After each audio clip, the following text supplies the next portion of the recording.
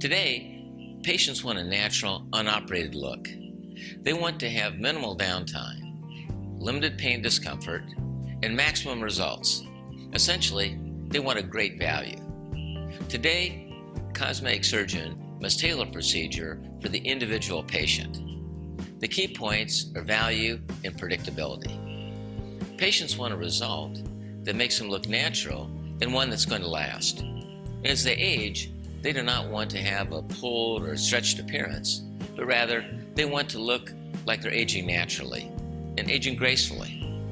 Today, 70 is the new 40. Patients are living longer and they're staying more active. They want to look as good as they feel, so they're seeking to have cosmetic surgery. It's been said that medicine adds years to life and that cosmetic surgery adds life to those years. 5 things happen as we age. Skin loses its moisture, skin loses its elasticity, the fat redistributes itself, muscle becomes more laxed, and skin becomes more laxed. Any effective facelift has to address these 5 physiologic factors. The procedure that the cosmetic surgeon tailors for the patient has to be anatomically and physiologically proper in order to provide a natural result and one that's going to age naturally. The surgeon has a number of procedures in his or her armamentarium that can be used.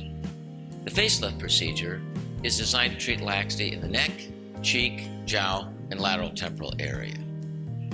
Technically, the procedure involves removing excess fatty tissue with liposuction, resupporting underlying muscles, and then removing redundant skin. Incisions are hidden in the creases around the ear and in the hair.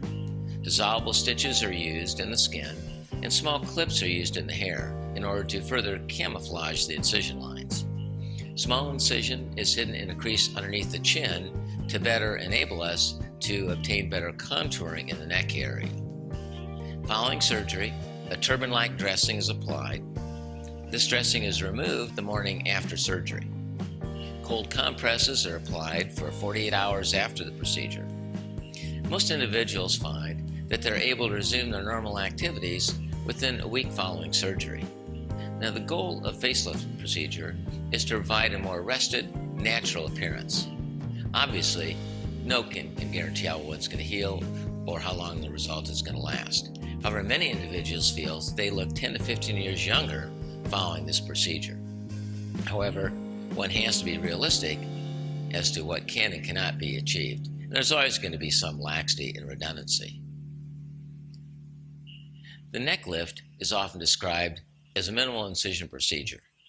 Special instruments and lasers allow us to work through small incisions under the chin and hidden behind the ears. We're able to tunnel underneath the skin and reposition the sagging neck muscles back to the normal position. This helps to provide a more defined neckline and eliminate the laxity in the submental area. If there's sufficient skin laxity in the neck, then incision behind the ear is extended into the hair in order to adequately contour the neck. Small dissolvable sutures are used in the skin areas, and if the incision is needed in the hairline, small clips are used to further camouflage this area. The advantage to the neck lift is that we heal more quickly and have less bruising and swelling. And that's because the incisions are smaller and because they're camouflaged. Additional advantage is that the incisions are hidden underneath the chin and behind the ear and in the hairline. So one is able to resume normal activities more quickly without visible incisions. The neck lift procedure is performed under a twilight type of anesthetic. A turban-like dressing is applied immediately after surgery, and it's removed the following morning. In some cases, we'll have patients wear a special neck dressing for several days to weeks after the procedure.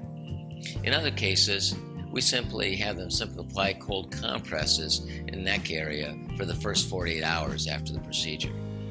Most individuals find that they can resume their normal activities within 5 to 7 days following neck lift surgery. It's important to remember that the neck lift is not a facelift.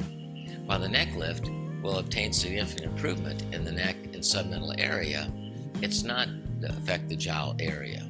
A facelift treats the neck, cheek, and jowl area in the lateral temporal area. A neck lift treats only the neck.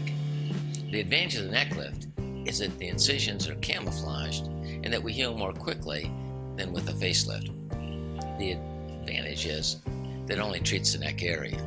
It's also important to remember that if an individual's had a neck lift, they can always have a facelift performed later to treat laxity in the jowl area when and if that becomes a bothersome area. The submentalipectomy helps to provide improved contouring in the neck area by removing the adipose tissue pocket that can accumulate in that submental region. In some individuals, this can be extremely prominent. In submentalipectomy, a small incision is hidden in a skin crease underneath the chin and behind the earlobe. Small, straw-like instruments called cannulas are inserted underneath the skin and are used to suction away the excess adipose tissue. A special anesthetic solution is infiltrated in the skin prior to liposuction to help provide for improved anesthesia following the procedure, and also to help reduce the bruising and swelling. The incisions are closed with dissolvable sutures, and flesh-colored tape is applied to the area underneath the chin to help provide improved contouring. A special stockinette dressing is then applied after the procedure, along with cold compresses. Most individuals find that they have minimal discomfort after this procedure. Now, while we do provide pain medication, many individuals find that that's not necessary to take. Most individuals find that they're able to resume their normal activities within 1 to 2 days following the procedure. While there is immediate improvement following the procedure following liposuction, it does take 8 to 9 months to obtain the final results. During this time, the collagen fibers in the underlying skin tighten and produce improved contouring in the area.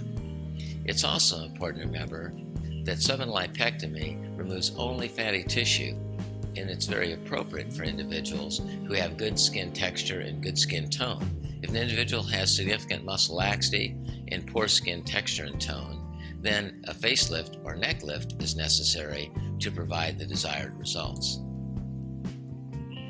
A Minilift or S-lift procedure is designed to treat laxity in the cheek and jowl area. It's not to treat laxity in the neck or the temporal area. Technically, this procedure involves resupporting the underlying muscles that are moving the redundant skin. Incisions are hidden in the creases around the front of the ear and slightly behind the earlobe. Dissolvable sutures are used in the skin, and small clips are used at the hairline in order to camouflage the incisions. Following surgery, a turban-like dressing is applied. This dressing is removed the following morning. Cold compresses are applied for 48 hours after the procedure. Most individuals find that they can resume normal activities within 5 to 7 days following surgery. The goal of the procedure is to provide a more rested, natural appearance to the lower face and the jowl area. Obviously, no one can guarantee results or how long we're going to heal. However, many individuals find that they look 10 to 15 years younger following this procedure. However, one has to be realistic as to what can and cannot be achieved, and there's always going to be some laxity and skin redundancy. A midlift is a procedure that helps to reposition sagging tissues. As we age, the tissue pad over the cheekbone area can start to sag or droop. Medically, we call this ptosis. When that happens, the fold that runs from the corner of the nose to the corner of the mouth, the nasolabial fold, deepens. Sagging and tissue laxity can also develop in the jowl area. When people still have good skin elasticity, a mid-face lift can be used to eliminate this problem. In this procedure, a small incision is made inside the mouth, and a second incision is hidden within the hair in the temple area, so there's no incision that's visible. Dissolvable, ribbon-like medical appliance or sutures are threaded through the incision inside the mouth, and the ribbon or suture material, whichever is used, repositions that malar pad back to its normal or elevated position. The ribbon or suture is secured to tissue in the temple area, and the incisions are closed. Over time, the ribbon or suture is dissolved and the tissues biofix back to their normal anatomic positions. When patients have good elasticity to their skin, this procedure results in a more full cheekbone area and elimination of the sagging in the jowl, as well as reducing the depth of that nasolabial fold area. This procedure is excellent for younger patients who are just beginning to see signs of aging in the mid-face area and want a minimal incision procedure with fast recovery time. If patients do have skin redundancy and significant laxity, they're not candidates for repositioning of the tissues, but rather they need to have excess tissue anatomically removed as well as repositioned. These patients would be better candidates for the Minilift or facelift procedure. Patients having a midlift usually can return to work and normal activities within 4 to 5 days. Because incisions are made inside the mouth, patients need to stay on liquid diet for approximately 3 to 5 days following the midlift, suspension, or cheek lift procedure. Thank you very much.